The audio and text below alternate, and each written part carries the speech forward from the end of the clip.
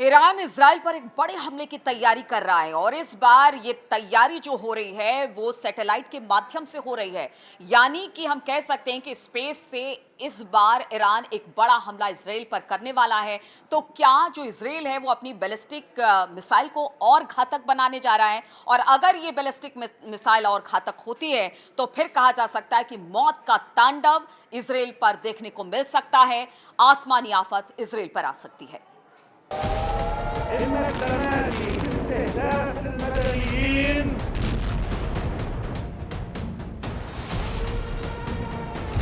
Space में पहुंची Khamenei की सैटेलाइट मिसाइल।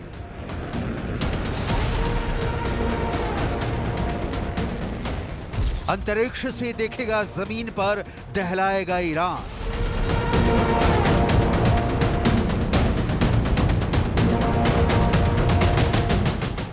आईडीएफ का दक्षिणी लेबनान में 55 रॉकेट धमाका।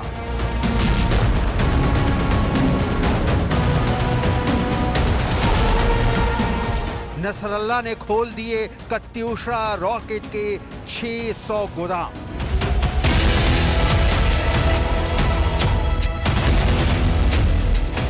इजराइल अब अनलिमिटेड अंधाधुंध हमले कर रहा है।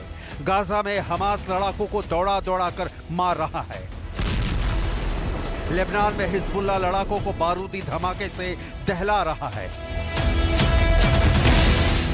लेकिन नेतन्याहू आर्मी के लिए टेंशन देने वाला मैसेज तेहरान से आया है। इजराइल का कट्टर और सबसे बड़ा दुश्मन बहुत बड़े वॉर के लिए रेडी हो रहा है। स्पेस से इजराइल को दहलाने का रोड मैप खामनेई के टॉप कमांडर्स ने बनाया है। ये ऐसा वॉर प्लान है जिसकी काट ना तो अमेरिका के पास है ना ही इजराइल के पास। खामनेई के इस टेरर की पूरी डिटेल तेल अवीव तक पहुंच चुकी है।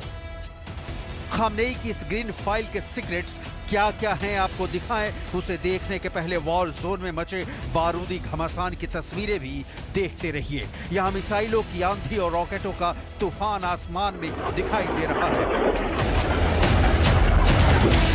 पहले इजराइल डिफेंस फोर्स की मार देखिए। यह हमला एक झटके में 55 रॉकेट धमाके का है। इजराइल ने हिजबुल्लाह के वॉर हेडक्वार्टर को बारूद से पाट कर कई लड़ाकों को कब्र में पहुंचा दिया है। इजराइल ने लेबनान के सफेद शहर और आसपास के इलाके में यह हमला किया है। आईडीएफ के रॉकेट अटैक से सफेद शहर में कई जगह भीषण आग लग गई। सफेद फ्रंट पर हिजबुल्लाह को निशाना बनाने के बाद आईडीएफ के जंगी जेट दक्षिणी लेबनान के काफ्र रुमान में बमबारी की है। इजरायली लड़ाकू विमानों ने दक्षिणी लेबनान के ब्लीजा में एक इमारत पर हमला किया।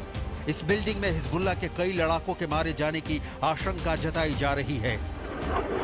इजराइल के हमले के बाद हिजबुल्लाह ने पलटवार शुरू कर दिया। नसरल्ला के फाइटर्स ने ये वीडियो जारी कर उत्तरी इजराइल में रॉकेट बरसाने का दावा किया है। हिजबुल्लाह फाइटर्स ने रॉकेट अटैक में इजराइल के तोपखाने के अड्डे को तहस नहस किया है। हिजबुल्लाह का हमला गैलीली सागर के उत्तर पश्चिम में इजरायली तोपखाने के अड्डे पर हुआ। हिजबुल्लाह ने आईडीएफ की इफ्ताह एली फ्लीट में इजरायली सैन्य इकाई को दहलाया है। यहां आईडीएफ की 282वीं आर्टिलरी और प्रिसीजन मिसाइल ब्रिगेड का 20 मुख्यालय है। हमले में कत्यूशा रॉकेट की बौछार कर तोपखाना उड़ाया गया। हालांकि हमले में किसी जवान को कोई नुकसान नहीं पहुंचा है। هدف هذه المعركة منع إسرائيل من الانتصار، منع إسرائيل من القضاء على المقاومة الفلسطينية، منع إسرائيل من القضاء على القضية الفلسطينية المهددة. هذا يجب أن يكون هدف، لأنها لو وفقت إسرائيل في هذا الهدف كل المنطقة كما ذكرت قبل قليل ستكون في خطر। लेबनान की तरह जोरदार भिड़ंत हमास में भी शुरू हो चुकी है, जहां हमास फाइटर्स ने सुरंगों से निकलकर आईडीएफ पर पलटवार शुरू कर दिए हैं। गाजा में हमास के हमले के बाद इजराइल ने स्कूल के करीब बने हथियार डिपो को उड़ाने का ऐलान किया है। आईडीएफ ने गाजा शेख राडवान इलाके में 2 इमारतों को जंगी जेट से दागी मिसाइल से मटियामेज कर डाला है। इजराइल ने हमले के बाद दावा किया है कि इन इमारतों में हमास लड़ाके युद्ध के हथियार की फैक्ट्री चला रहे थे। दार अल अरकम स्कूल के पास हमास के बारूदी कारखाने को जमींदोज होने के बाद पूरे इलाके में अफरा तफरी मच गई। हमास ने अड्डे के बर्बादी पर इजराइल के दावे को झुठलाते हुए इसे नागरिकों पर हमला बताया है, क्योंकि आईडीएफ की मिसाइल स्ट्राइक में 5 लोगों के मारे जाने की जानकारी सामने आई है। गाजा सिटी में हमास के ठिकाने पर हमले के कुछ ही देर बाद इजराइल के अश्कलोन में 2 रॉकेट दागे गए हैं। गाजा पट्टी से दागे गए दोनों रॉकेट में से एक को एयर डिफेंस सिस्टम ने मार गिराया, वहीं दूसरा रॉकेट समंदर में जा गिरा।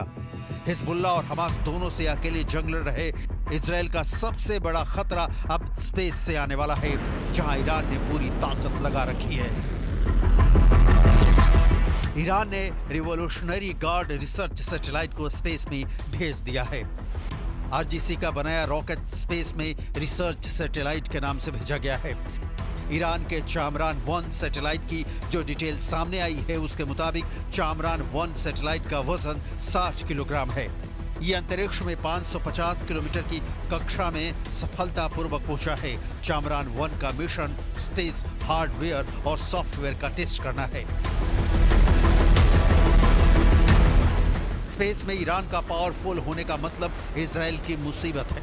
ईरान ने हाल के दिनों में लगातार 13 सैटेलाइट लॉन्च किए हैं। जनवरी 2024 में ईरान ने 15 दिनों के भीतर 2 सैटेलाइट लॉन्च की थी। ईरान के सेमनान में इमाम खुमैनी स्पेस पोर्ट से यह लॉन्चिंग की गई थी। जिन सैटेलाइट को स्पेस में भेजा गया था, उनके नाम मेहदा, केहान 2 और हत्फ 1 बताया गया था।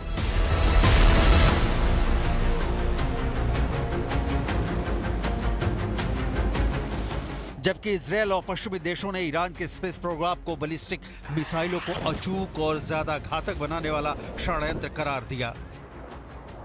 अमेरिका ने ईरान के सैटेलाइट लॉन्चिंग का मुद्दा संयुक्त राष्ट्र सुरक्षा परिषद में भी उठाया, मगर ईरान के बैलिस्टिक मिसाइल प्रोग्राम पर लगा संयुक्त राष्ट्र का बैन अक्टूबर 2023 में खत्म हो गया था। बैन हटने के बाद से ईरान ने अंतरिक्ष में खुद को पावरफुल बनाने का तूफानी मिशन शुरू कर दिया। ईरान के स्पेस वॉर प्लान में चीन खुलकर साथ खड़ा है। ईरान ने खुफिया जानकारी जुटाने को लेकर चीन के साथ एक बड़ी डील बीते अगस्त महीने में की थी। तब वाशिंगटन पोस्ट ने पश्चिमी सुरक्षा अधिकारियों का हवाला देते हुए बताया था कि ईरान ने 2 चीनी सैटेलाइट कंपनियों के साथ रूस से भी बड़ी साझेदारी की है। इस डील में ईरान की इस्लामिक रिवॉल्यूशनरी गार्ड्स को चीनी कंपनियां तकनीकी सहयोग देंगी। IRGC और रिमोट सेंसिंग सैटेलाइट टेक्नोलॉजी को एक्सपर्ट कंपनी के साथ लेन देन होगा। बिग डील का मकसद इजराइल और मिडिल ईस्ट में सैन्य टारगेट्स की हाई रिजोल्यूशन निगरानी है।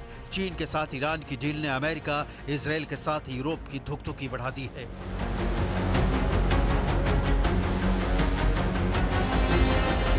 वाशिंगटन पोस्ट की रिपोर्ट में ईरान चीन की डील के खतरों का जिक्र किया गया है। रिपोर्ट में चेतावनी दी गई है कि समझौते के जरिए ईरान को अपनी बैलिस्टिक मिसाइल को टारगेट तक सटीक तरीके से पहुंचाने में मदद मिलेगी। साथ ही ईरान अपने ऊपर हुए मिसाइल हमलों को लेकर भी अलर्ट रहेगा। इसके अलावा ईरान अपने क्षेत्रीय सहयोगियों जैसे यमन के हूथी विद्रोहियों और सीरिया और इराक में विभिन्न संगठनों के साथ सैटेलाइट से मिले खुफिया जानकारी साझा करेगा, जो अमेरिका के सैन्य ठिकानों और कारोबारी जहाजों के लिए बर्बादी का सबब बनेगा। अमेरिका अपने किसी भी नागरिक की मौत का बदला कैसे लेता है, इसके गवाह एक दो नहीं कई मुल्क हैं।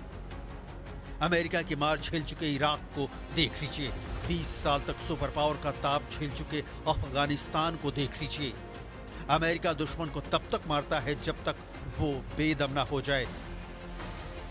बेदम होने के बाद भी कोई दुश्मन सिर उठाता है तब सुपर पावर एटम बम बरसाता है। फिलहाल यह खतरा ईरान पर है, क्योंकि ईरान इजराइल से इस्माइल हानिया का बदला लेने के लिए फड़फड़ा रहा है।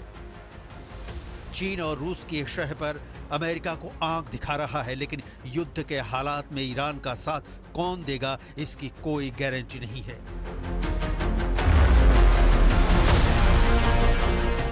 चीन ने ईरान को अपने सस्ते और काम चलाऊ हथियारों की सप्लाई के सिवाय कभी साथ नहीं दिया है। वहीं अमेरिका इजराइल को हर तरह से मदद पहुंचाता है। हमास पर बरस रही मिसाइलें हों, हिजबुल्लाह के अड्डे पर फट रहे रॉकेट हों, या फिर हूथी विद्रोहियों को दहला रहे जंगी जेट, ये सभी हथियार मेड इन अमेरिका हैं।